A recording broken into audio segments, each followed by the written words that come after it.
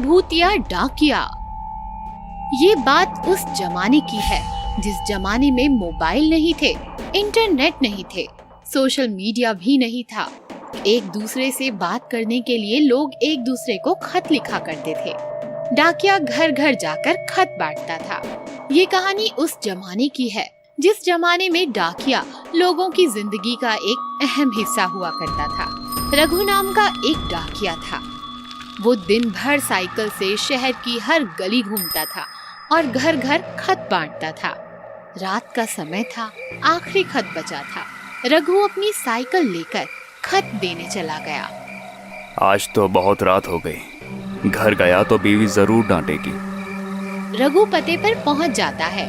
डाकिया आया है, डाक लेकर आया है। अंदर से ना कोई जवाब आता है और ना कोई दरवाजा खोलता है। सुनो, आपका खत आया है। लगता है सब सो गए। रघु दरवाजे पर टक टक आवाज करता है तो दरवाजा अपने आप खुल जाता है। रघु अंदर जाता है तो दरवाजा बंद हो जाता है। लगता है कोई गड़बड़ है। कोई है? मैं डाकिया, डाक लाया हूँ। तभी एक चुड़ैल हंसती हुई अंधेरा चीरकर रघु के सामने आ जाती है। चुड़ैल को देखकर रघु अंदर से तो बहुत डर जाता है, लेकिन बाहर से होशियारी से पेश आता है। लगता है मैं गलत घर में आ गया हूँ, माफ कीजिए। चुड़ैल जोर जोर से हंसने लगती है। तू एकदम सही घर आया है। कई सालों से मैं इस मकान में बंद पड़ी थी। तूने ये दरवाजा खोलकर मुझे आजाद कर दिया। बहुत अच्छा काम हो गया मेरे हाथों से। भगवान मुझे दुआ देगा। मैं चलता हूँ। ऐसे कैसे जाने दूं? हाँ? तुम्हारा इरादा क्या है? दरवाजा तो तूने खोल दिया, अब मुझे बाहर घुमाओ, बाहर की दुनिया दिखाओ, मेरे खाने का प्रबंध करो। ये मैं कैसे कर सकता हूँ? बहुत आसान है, मैं तुम्हारे शरीर में घुस जाती हूँ। चुड़ैल रघु के शरीर में घुस जाती है और रघु जोर जोर से हंसने लगता है। रघु घर आता है। पापा आ गए, पापा आ गए, पापा आ गए। पापा क्या हो गया आपको? कहाँ मर गए थे? इतनी रात हो गई, घर क्यों नहीं लौटे? रघु घर का दरवाजा बंद कर देता है और जोर जोर से हंसने लगता है। शराब पी ली क्या? हंस क्यों रहे हो? मैं रघु नहीं, चुड़ैल हूँ। ये सुनकर रघु की पत्नी और उसका बेटा कांपने लगते हैं। रघु अपने बेटे को और पत्नी को मार देता है और उनका खून चूस लेता है। सुबह होती है। रघु साइकिल लेकर डाक पहुंचाने निकल पड़ता है। डाकिया आया है, डाक लाया है। एक औरत दरवाजा खोलती है। क्या लाए हो? मनी ऑर्डर या खत? तुम्हारी मौत लाया हूँ। क्या बक रहे हो? रघु औरत को दबोच लेता है और घसीटता हुआ अंदर ले जाता है। दरवाजा बंद हो जाता है। रघु औरत का खून चूसकर औरत को मौत की नींद सुला देता है। डाकिया आया है, डाक लाया है। इस प्रकार रघु घर घर डाक देने के बहाने जाता था और घर के सभी सदस्यों का खून चूसकर उन्हें मार देता था। इस प्रकार रघु डाकिया का आतंक पूरे शहर में फैल चुका था। डाकिया का नाम सुनकर लोग कांप जाते थे। घर के बाहर कोई डाकिया आए तो भी कोई दरवाजा नहीं खोलता था। इधर डाक ऑफिस से भी रघु का आतंक फैल चुका था। वो डाक लेने ऑफिस आता तो कोई भी उसे रोकने की चेष्टा नहीं करता, क्योंकि सबको मालूम था कि रघु डाकिया नहीं रहा, चुड़ैल का वाहक बन चुका है। एक दिन रघु डाक ऑफिस से डाक लेकर निकल जाता है।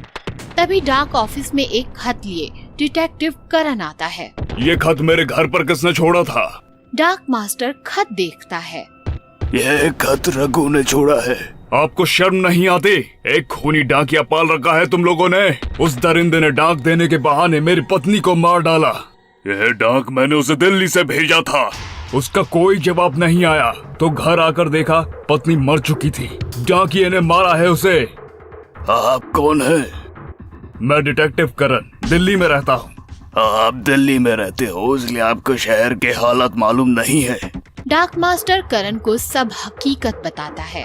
मैं उसे छोड़ूंगा नहीं, उस डाकिये को। रघु को मत मारिए साहब, वह तो अच्छा आदमी है, बस चुड़ैल के चंगुल में फंसा है। कहाँ मिलेगा वो? डाकिया आया है, डाक लाया है। घर का दरवाजा खुलता है और डिटेक्टिव करण बाहर आ जाता है। अंदर आ जाओ, मुझे धूप से एलर्जी है। रघु अंदर आता है तो करण दरवाजा बंद कर लेता है। दरवाजा बंद करने का हक तो मेरा है। मैं जानता हूँ तू एक चुड़ैल है, डाकिये का इस्तेमाल करके बहुत लोगों को तूने मारा है। कौन हो तुम? डिटेक्टिव करण, ये घर मेरा नहीं है। तू सही पते पर पहुंची है पर गलत आदमी से मिली है। मुझे पता था तू यहाँ आने वाली है और देख, तुमसे पहले मैं यहाँ पहुँच गया। मेरी पत्नी को मार कर शुरुआत तूने की, लेकिन इसे खत्म मैं करूँगा। रघु डिटेक्टिव पर वार करता है। तभी डिटेक्टिव उसे चकमा देता है और रघु के मुंह में हाथ डालकर चुड़ैल को बाहर खींच लेता है। तूने रघु को तो बचा लिया डिटेक्टिव, पर खुद को कैसे बचाएगा? हाँ, उसकी चिंता तू ना कर, उसका पूरा इंतजाम है मेरे पास। तांत्रिक वांत्रिक तो कहीं दिखाई नहीं दे रहा। ऐसा क्या इंतजाम है? डिटेक्टिव अपना मोबाइल निकालता है और उसमें चुड़ैल को खींच लेता है। चुड़ैल मोबाइल में कैद हो जाती है और चिल्लाने लगती है। हाय रे हाय, कहाँ फंस गई मैं? निकालो मुझे बाहर, ये तो उस मकान से भी छोटा है। हाँ। मैं डिटेक्टिव हूँ चुड़ैल, मैं तांत्रिक बिंत्रिक नहीं करता, स्मार्टफोन रखता हूँ। इस फोन में ऐसा सॉफ्टवेयर है जो बड़े से बड़े भूत को कैद कर सकता है। साहब, आपने चुड़ैल को कैद तो कर लिया, पर उसे मारोगे कैसे? वो फिर बाहर आ गई तो? उसकी चिंता ना कर छोटे, मैं चुड़ैल की वीडियो डिलीट कर देता हूँ। नहीं नहीं नहीं नहीं, छोड़ दो मुझे, छोड़ दो छोड़ दो। डिटेक्टिव चुड़ैल को मोबाइल से डिलीट कर देता है। इस प्रकार डिटेक्टिव चुड़ैल को मार देता है और रघु के साथ साथ शहर को भी चुड़ैल के चंगुल से बचा लेता है। भूतिया भाभी। कहानी है जलगांव की। जलगांव में 2 भाई और 1 बहन रहते थे। आकाश सबसे बड़ा था। नौकरी करके भाई बहन की जिम्मेदारियां उठाता था। भैया मेरा डोसा। भैया मेरी फेवरेट दाल खिचड़ी। अरे हाँ भाई हाँ, ला रहा हूँ। आकाश सबका मनपसंद खाना टेबल पर ले आया। भैया खाना बनाने में इतना टाइम, किसके बारे में सोच रहे थे? अरे कुछ नहीं, बस थोड़ी सी थकावट थी। वही तो, आपको आजकल कुछ ज्यादा ही थकान महसूस हो रही है। भैया अब आपको शादी कर लेनी चाहिए। अरे कुछ भी मत बको, खाओ खाना चुपचाप। भैया हमें पता है आपको किस बात की टेंशन है, लेकिन आप कब तक हमारे लिए बिना शादी के रहोगे? आपको भी तो एक जीवन साथी की जरूरत है। हाँ भैया, घर में भाभी आएगी तो मजा आ जाएगा। जॉब लगते ही मैं भी शादी कर लूंगा, फिर हम मुन्नी को उसके ससुराल भेज देंगे और दोनों भाई मजे से रहेंगे। ये सुनकर मुन्नी गुस्सा हो गई। अगर ऐसा है तो इस घर में कोई शादी नहीं करेगा। ये सुनकर आकाश और विकास जोर जोर से हंसने लगे। एक दिन मुन्नी अकेली घर में बैठी थी, तभी एक लड़की उससे मिलने आई। मेरा नाम श्वेता है, मैं तुम्हारे भैया के ऑफिस में उनके साथ काम करती हूँ। ओह, लेकिन भैया तो ऑफिस में ही हैं। पता है मुझे, मैं तो ऑफिस से यहाँ तुमसे मिलने आई हूँ। मुझसे मिलने? हाँ मुन्नी, आकाश बहुत ही अच्छा लड़का है। मैं उससे प्यार करती हूँ, शादी करना चाहती हूँ। कहीं वो गुस्सा ना हो जाए, इसीलिए मैं तुम्हारे पास आई हूँ। ये सुनकर मुन्नी बहुत खुश हो गई। डोंट वरी भाभी, भैया को पटाना मुझे अच्छी तरह से आता है। शाम के समय विकास और मुन्नी काफी एक्साइटेड होकर आकाश का इंतजार कर रहे थे। आकाश आया, लेकिन आकाश के साथ एक और लड़की थी, जिसके गले में शादी की माला और मांग में सिंदूर था। भैया कौन है ये? अरे भाभी चाहिए थी ना तुम लोगों को, देखो ले आया। व्हाट? भैया, ये मजाक तो नहीं? मुन्नी, इसका नाम विमला है। ये हमारे दूर के मामा की बेटी है। दोनों शहर से आ रहे थे कि अचानक एक्सीडेंट हो गया और मामा चल बसे। बेचारी जख्मी हालात में काफी दिन तक सरकारी अस्पताल में पड़ी थी।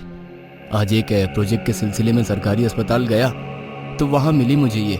अब इस बेचारी का हमारे सिवा इस दुनिया में कोई नहीं है, इसलिए मैं इसे शादी करके अपने घर ले आया।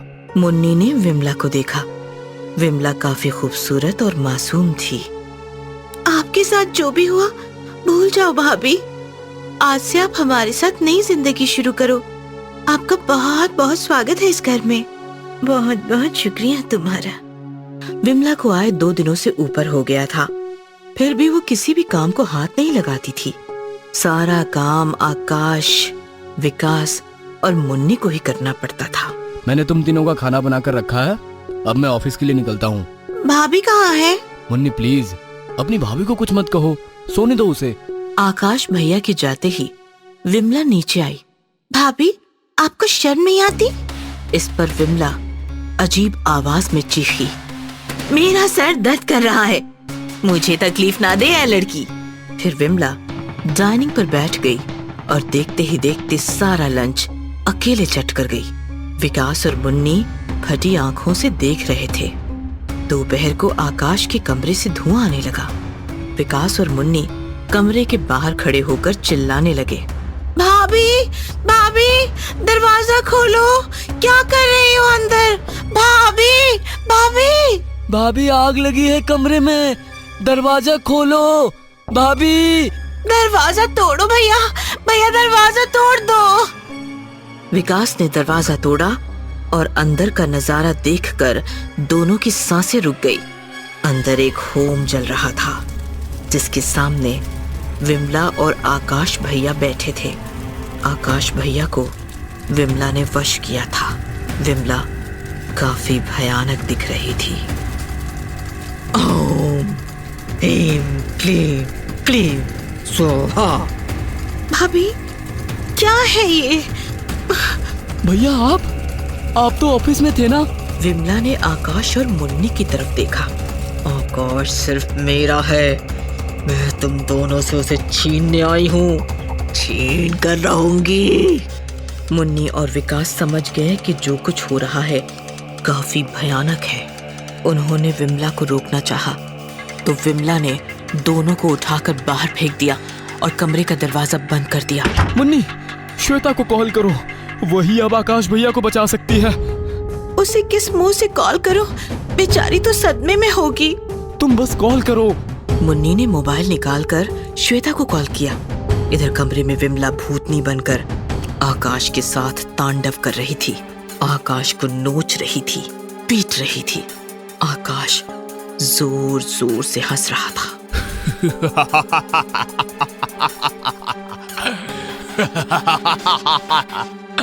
अपने भाई बहन को मारेगा ना? मेरे साथ चलेगा ना? जा जा, मार अपने भाई बहन को, जा मार उन्हें। आकाश विमला के वश में था। विकास और मुन्नी को मारने के लिए उसने कमरे का दरवाजा खोला तो बाहर श्वेता खड़ी थी। उसके हाथ में एक लॉकेट था। लॉकेट के प्रभाव से आकाश वहीं बेहोश हो गया। मुन्नी, आकाश को संभालो, मैं विमला को देखती हूँ। श्वेता को देखकर विमला गुस्सा हो गई और श्वेता पर टूट पड़ी, लेकिन लॉकेट की वजह से वो श्वेता का कुछ बिगाड़ नहीं पाई। मैं छोड़ूंगी नहीं, मैं लौटकर दोबारा आऊंगी, ऐसा कहकर विमला खिड़की से छलांग लगाकर बाहर भाग गई। थोड़ी देर बाद आकाश को होश आया। होश में आते ही आकाश श्वेता के सामने बिलख बिलख कर रोने लगा। मुझे माफ कर दो श्वेता, मैं उस भूतनी के वश में हो गया था। डोंट वरी आकाश, मैं सब जानती हूँ। मुन्नी, विमला तुम्हारी कोई दूर की रिश्तेदार नहीं है। वो हमारे ऑफिस में काम करने वाली एक लड़की थी जिसने 2 साल पहले खुदकुशी कर ली और फिर भूतनी बनकर लौट आई। वो आकाश को पाना चाहती थी, इसीलिए उसे वश करके उसने उससे शादी कर ली। अब तो वो चली गई, लेकिन वो दोबारा भी तो आ सकती है। डरो मत, मैं हूं ना। तुम्हारी ये भाभी तुम्हारे भैया को कुछ नहीं होने देगी। प्रॉमिस। ये सुनकर मुन्नी श्वेता के गले लग गई और फूट फूट कर रोने लगी।